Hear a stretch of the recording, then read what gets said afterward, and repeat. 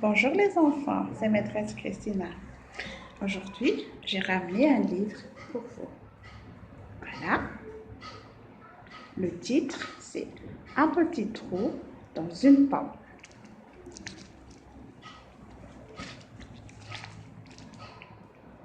Il était une fois une petite chenille qui avait très faim. Elle trouve une grosse pomme rouge et commença à la manger. Mais le vilain escargot la chassa en lui disant « Cette pomme est à moi, ne la mange pas. » Alors, la petite chenille s'en alla.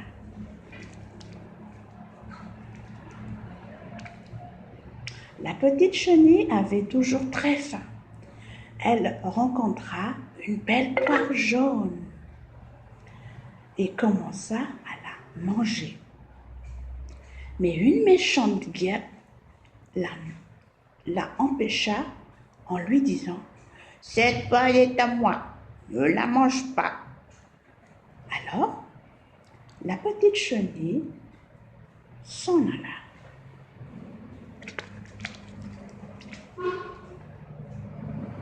La petite chenille découvrit une énorme fraise et commença à la manger.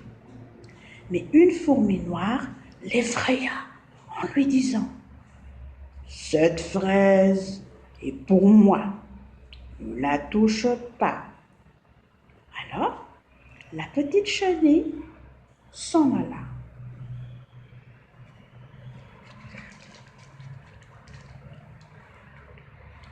La petite chenille s'arrêta sur un citron et commença à le manger.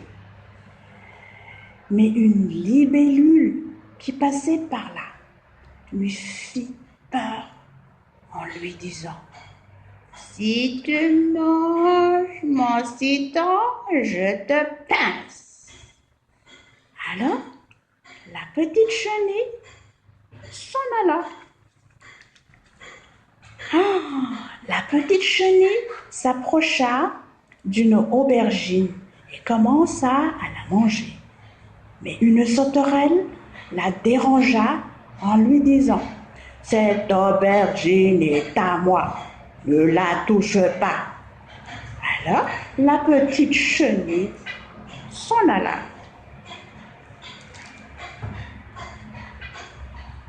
La petite chenille grimpa sur un champignon tout marron et commença à le manger.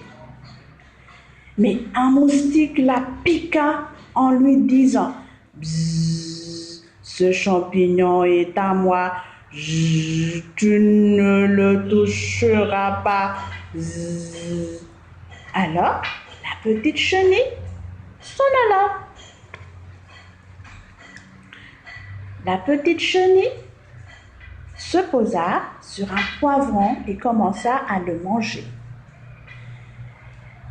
Mais un cri-cri, pas du tout gentil, la renvoya en lui disant « Psst, psst, ce poivron est à moi, ne le mange pas. Psst, psst. » Alors, la petite chenille s'en alla.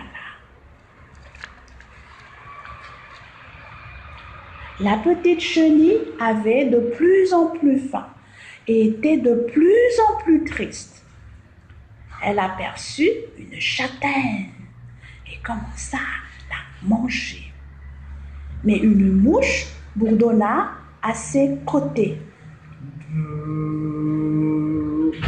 Laisse cette châtaigne tranquille, elle est à moi. » Alors la petite chenille s'en alla. La petite chenille allait renoncer à déjeuner quand elle rencontra une cerise. Regarde, vite, vite, elle commence à la manger. Mais une grenouille sauta sur la cerise en disant « Va-t'en, va-t'en.